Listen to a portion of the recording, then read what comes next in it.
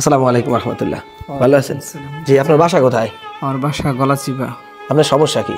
আমার সমস্যা, আমার দুইটা পায়ের দুইটা হিপ জয়েন্ট, যেটা বাটি বলে, বাটি দুইটা নষ্ট হয়ে গেছে আজকে দীর্ঘ 4 থেকে 5 বছর পর্যন্ত। আমার বাবা মায়ের টাকা পয়সা অর্থ সম্পদ নাই, আল্লাহ তাআলা সেই সম্পদ আমাদেরকে দেয় নাই।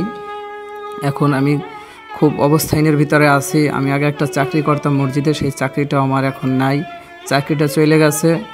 আমি দেশবাসীর কাছে আমি দুইটা হাত তুলে ভিক্ষার নাই আপনাদের কাছে ভিক্ষা চাই। আমি বাঁচতে চাই, আল্লাহ তাআলা যাতে আমাকে বাঁচায় আপনাদের দানের উসিলায়। আপনারা যে যা পারেন আমাকে একটু সহযোগিতার হাতটা বাড়াই দেন, আমি বাঁচতে চাই, আপনারা আমাকে একটু বাঁচান।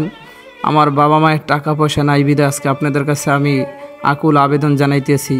আপনারা যে যা পারেন আল্লাহ তাআলার রাস্তায় আপনারা আমাকে একটু সাহায্য করেন, আমি বাঁচতে চাই। আমার এই দুইটা হিপ জয়েন্ট নষ্ট হয়ে গেছে, এখন প্রায় 8 থেকে 10 লাখ টাকার প্রয়োজন। আপনারা যে যা পারেন একটু আমাকে সহযোগিতা করেন, একটু হাত বাড়িয়ে দেন আমাকে। আমি কোরআনের হাফেজ, আমি বাঁচতে চাই, আমি আবার দিনের খেদমত করতে চাই। আপনারা যা পারেন ভাই আমাকে একটু বাঁচান, আপনারা সবাই, আমি বাঁচতে চাই ভাই।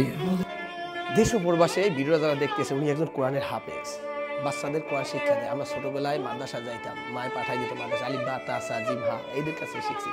আজকে একজন আলেম ধুকি ধুকি শেষ হয়ে যাচ্ছে। দেশ ও প্রবাসে যারা আছেন, অনেক টাকা পয়সা হেলাই বেলা খরচা করে পোশাক আশাকে চাইনিজ রেস্টুরেন্টে ভাই 2-5 টাকা দান করেন, ব্যাংক ব্যালেন্স করেন, বিপদে পড়বেন, কেমতের কঠিন বিপদ আছে। একজন কোরআনওয়ালা লোক, আল্লাহ নবী রাসূল পাক সাল্লাল্লাহু আলাইহি ওয়াসাল্লাম আমাদেরকে সার্টিফিকেট দিয়েছে না, ওনাদেরকে সার্টিফিকেট দিয়ে গেছে। তার উম্মতের জন্য, উম্মতে তার সবচেয়ে তার বংশধর এই আলেমগণ, তাদের মাধ্যমে আমরা শিখছি। একটা মানুষ যখন মারা যায়, মাইয়েতের বিদায় নেই, কাপড় কাটা হইতে শুরু করে কবর পর্যন্ত আলেমরাই সব দেখে। একজন আলেমের দুঃখী শেষ হয়ে গেছে। আপনারা যদি টাকা পয়সা দান করেন, লোকটা চিকিৎসা আবার স্বাভাবিক জীবনে ফিরে আইবে এবং আলেমদের ছোট ছোট আলেম তৈরি করবে।